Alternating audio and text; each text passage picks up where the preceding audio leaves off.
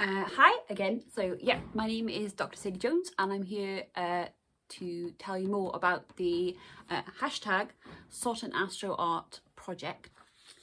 So I hope you're excited because I am. Okay, so like I said, I'm going to use these beautiful oil pastels, which I bought from the Works, which is like great shop. Love it. Got a lot of time for the Works. So I'm going to start, I think, with a blue oil pastel, and I won't show you my artwork. Shall I show you my artwork? Okay, let me grab this fine selfie stick. Okay, so this is, it's really hard to hold this and draw. This is where I need my parents to come here and help me. So this is my blue star, which has just started its life. I think blue stars are about 300,000 degrees. So these blue stars would have been born out of a nebula. Now, I've drawn 3 stars, which are meant to represent the stars in Orion's belt. But just below Orion's belt is the Orion Nebula. Now, the Orion Nebula looks a bit like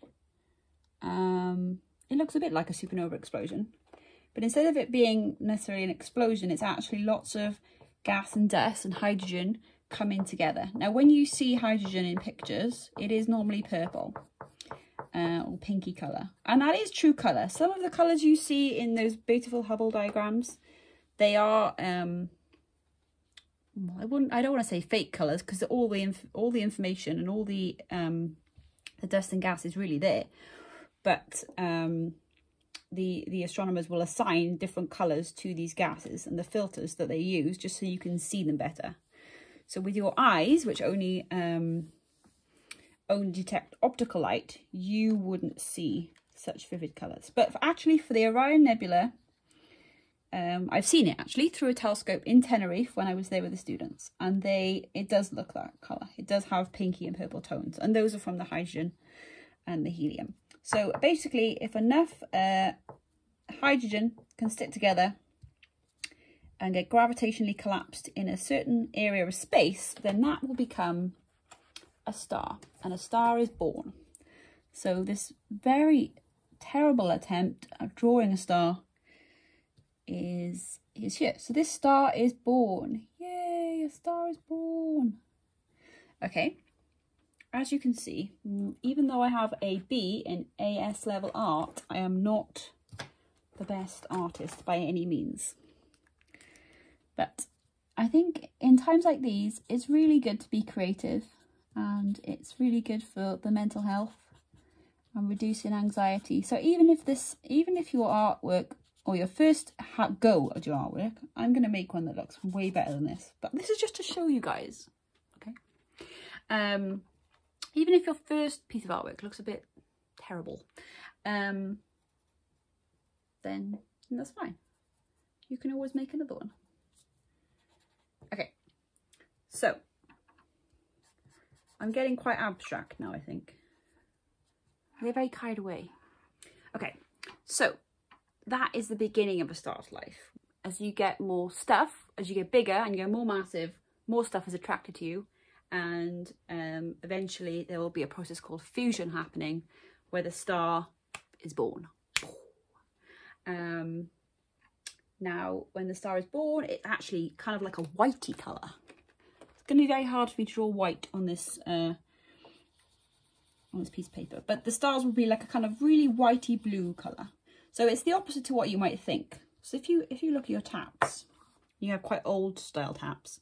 They used to use, or they still use, in some places, blue for cold and red for hot.